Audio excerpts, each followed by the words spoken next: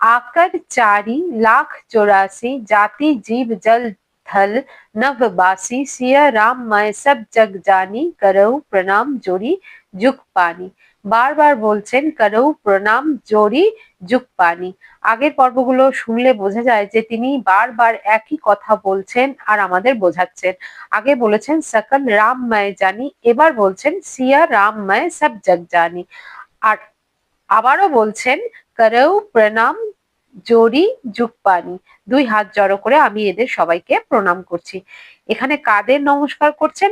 লাখ 84, 84 লাখ যোনিতে যত প্রাণী আছে তাদের সবাইকে তিনি এখানে প্রণাম করছেন। 84 লাখ যোনির সমস্ত প্রকারের প্রাণীদের কথা বলছেন এবং হাত জড়ো করে তাদের নমস্কার করে প্রণাম করছেন। তিনি বলছেন যে আকার চার, মানে 4 প্রকারের প্রাণী আছে এই 84 লক্ষ যোনিতে। আর এই 84 লক্ষ যোনিতে যে 4 প্রকারের প্রাণী হয় তাদের একবার কথা আমি বলে দিই যে তারা কত প্রকারের হয় এই জগতে। প্রথমটা হলো সেদাজ। সেদাজ মানে হচ্ছে ঘাম থেকে যার জন্ম হয়, শরীরের এক ফোঁটা যে ঘাম তার থেকে যে জন্ম হয় তাকেও তিনি সিয়া রামমায় জেনে দুহাত জড়ো করে প্রণাম করছেন। আচ্ছা, দ্বিতীয় প্রকার প্রাণী হলো আন্ডাজ, মানে ডিম থেকে যাদের জন্ম হয় এরকম প্রাণীদের তিনি প্রণাম করছেন, তাদেরও তিনি রামময় বলছেন।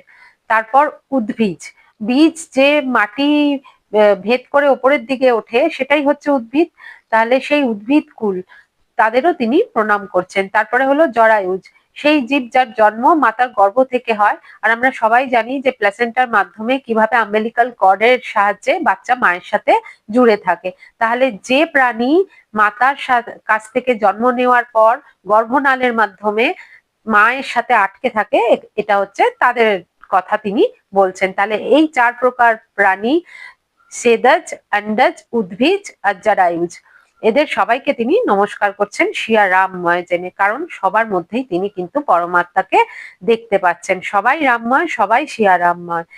এবার এই হৃদয়ে বিরাজমান যে পরমাত্মা, একে কে দেখতে পান?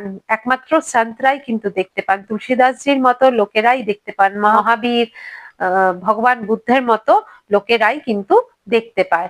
তারা মহাপুরুষ হয়ে উঠেছে, তাই জন্যই তারা দেখতে পায়।